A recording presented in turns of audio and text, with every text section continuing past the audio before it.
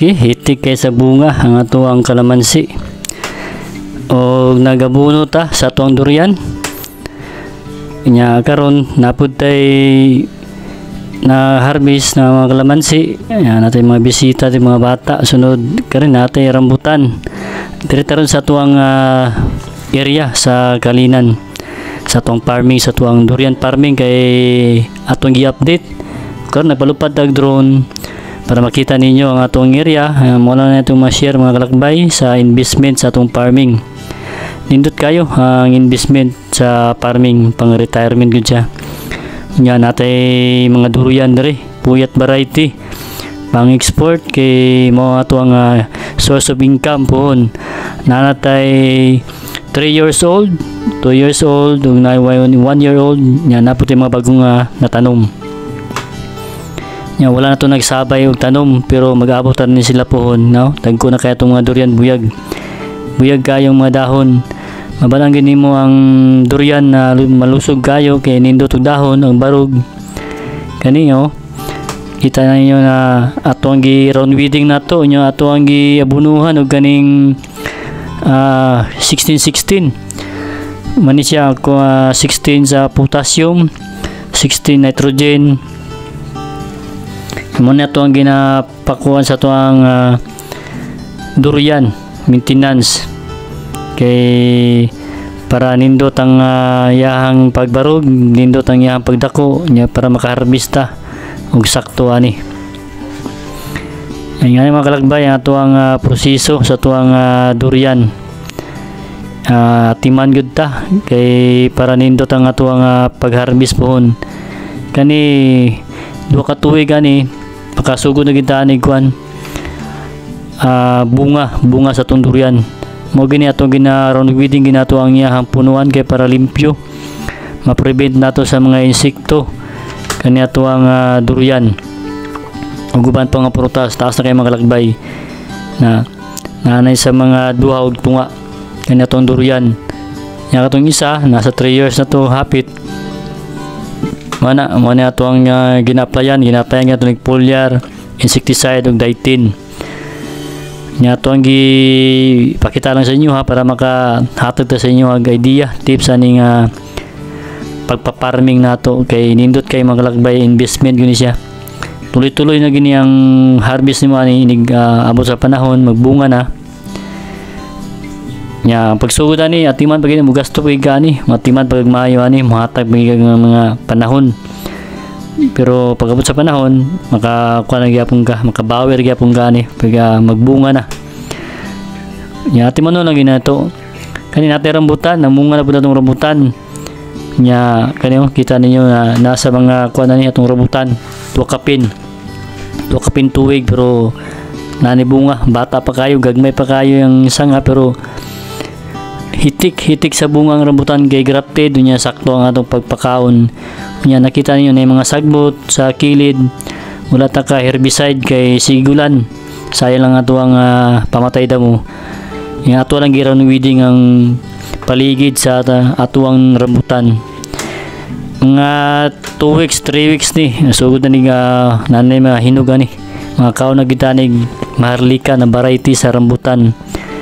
Nindot kay mga kalakbay kung nakay mga tanom kay nakay ma-harvest libre na ka, mahal ang kilos palengke ani rambutan. Nya karon malipay ka magtanaw sa imong mga tanom kay maka-harvest na kita buhon. Nya nga na mga kalakbay gialagaan lang ito maayo kay para mohatag og bunga sakto. Unya mag-harvest na ni pohon, dala putol na yung mga sanga, pruning style kay para na salingsing na pud siya. Nya nindot kayo atong gisprehan ni sa pakapit kay para dili mataktak yung mga bunga. Yan man mga kalakbay makita nyo ato ang area. Yan natin mga tanong nga mga saging, kaning mga saging yung mga binangay 3 years na ni siya, wala na ako nang gi-pull out kay nag-focus na ta sa ato ang durian ug kaning rambutan na to, avocado. Kay ang saging wala na to wala na to gipabunga, ato nang ginihinay tanggal. Kay ang dahon kung daghan kay kag tanom magagaway man sila og nutrients ug kaning adlaw sikat sa araw kailangan upin ang atong mga tanom. Dili na to idasok. Human na matag-harvest ato ang mga saging, mo na po natong durian na po natong i-focus og padako na to. Nga na mga kalakbay, di na ta magpatubig karon kay tigulan man, nya karon na po di kalamansi diri. Harvest ta kay dalon to sa downtown kay Mrs.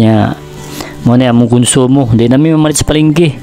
Hitik kay sa bunga ang kalamansi nato.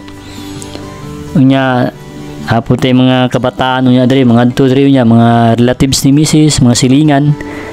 Ay mga ayo mga sila og ganang kalamansi ato pong tagaan kay kapitbahay, magkuha lang man, maghinatagay lang man media, mag-share lang min sa inay mga prutas. Yan nga naman kalagbay, nag-harvest ta og kalamansi kay dalon sa downtown.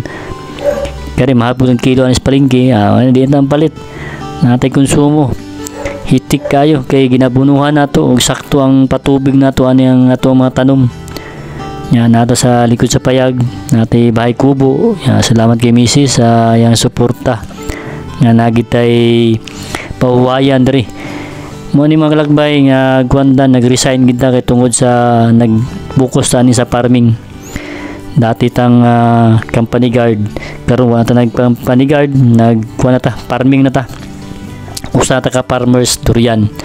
Unya kung wala ta sa update sa mga project, diri ta mga kalakbay sa farming na to sa bukid, sa Kalinan. Unya kung wala ta sa bukid, natay mga project nga gina-update. Unya karon natay mga kabataan diri, mga silingan, mga relatives ni Mrs., mga pinsan kay nangayo sila ganang limonsito. Imo lagyos kani ato lang silang ginapa-harvest. Lipay punta kay makahatag punta sa ilaha, makashare punta sa tuang hinaguan na tanom. Nindot kayo kay nakay mga tanom na nakay prutas nga ihatag. Yapon mga kalakbay, natong mga kalakbay dia, sorry mo po diri sa area. Yung natay mga prutas diri na matunol, pwede kayo kasama niyo. Natay kalamansi, natay butong, niyog, natay lubi dia. Unya naputay rambutan, durian, puhon, sorry mo din mga kalakbay. Nagpispan ta sa una, natay pispan hito farming, pero ato nang ginungan tong pandemic. Naghito farming ta diri, pulo ka bangag ang ato ang gisudlan ng isda nga hito. Unya kay tagsan lang kita, yung nibalik ng trabaho ni Mrs. hatod sundo na taron. Unya kani adto-atuan na natong area to sa isa ka semana katulo. Bisita nato. Unya makalakbay sa kisa gusto mag-invest, natay bakante diri nga area, basi gusto mo maghayupan. Karon ato nang gipamutan ni mga sanga-sanga ni ato ang kalamansi kay para mas lalo sa maglabo. Mas nindot mong gini nga mapruningan nato para dili kay sa mutaas karon no. Buyag kay ato mga kalamansi hitik kay sa bunga, nagyelo lang kay hinog na kaayo, gulang na. Nya kani nay mga silingan diri mga kabataan, mga relatives kay po ni Mrs. Kani ato silang gi-share kay mga ayo man sila basta nata sa area. Isa na saging. Nya mo ni napuntay mga balimbing nga mga prutas. Nya napuntay kalamansi, mo ni tagaan to sila. Ug sa una nagulayan ta sa una diri talong, okra, batong. Napay mga silingan nato diri nga moadto. Sa mga hatag lantag kay mga kuan mga farmers sa mangyapon. Nga ni mga kalakbay nindot kayong na prutas sa atong mga tanom, sa tuang mga tugkaran, sa tuang area kay maka-share ta. Kani